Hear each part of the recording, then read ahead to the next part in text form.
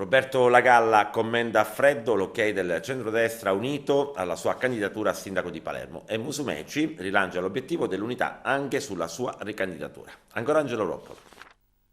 Intesa parlamentare che ha Roberto Lagalla ha incassato l'ok da parte dell'intera coalizione di centrodestra al sostegno alla sua candidatura a sindaco di Palermo alle elezioni amministrative del prossimo 12 giugno. E a freddo commenta: il valore della ritrovata unità del centrodestra che abbiamo raggiunto a Palermo in vista delle elezioni comunali mi sembra un ottimo punto d'inizio, una buona base e credo che ci sia tutta la volontà di trovare questa unità anche per le prossime scadenze elettorali, a partire dalle regionali, con un nome condiviso per la presidenza della regione siciliana.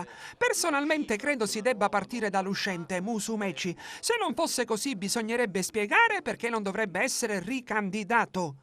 Sulla candidatura di Lagalla si sono catapultate le critiche da parte del candidato dell'area progressista, Franco Miceli, sostenuto da Partito Democratico, Movimento 5 Stelle, Sinistra Civica Ecologista e Movimenti Civici, che lo ha accusato, tra virgolette, di essere sostenuto da Marcello Dell'Utri e Totò Cuffaro.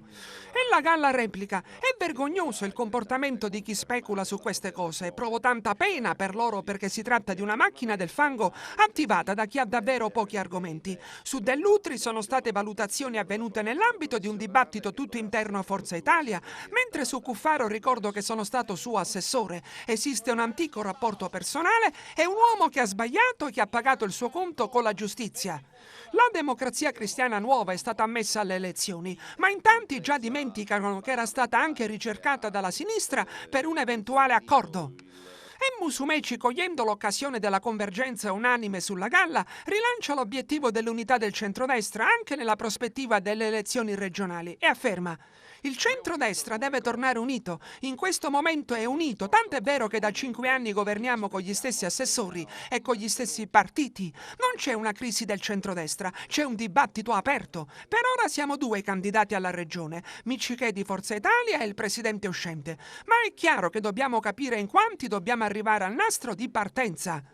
Io mi auguro che, come avviene in ogni parte d'Italia, il presidente o il sindaco uscente possa essere l'elemento di convergenza di tutti coloro che hanno con me governato e continuano a governare. Altrimenti può passare anche un'iniziativa come capriccio personale, come risentimento.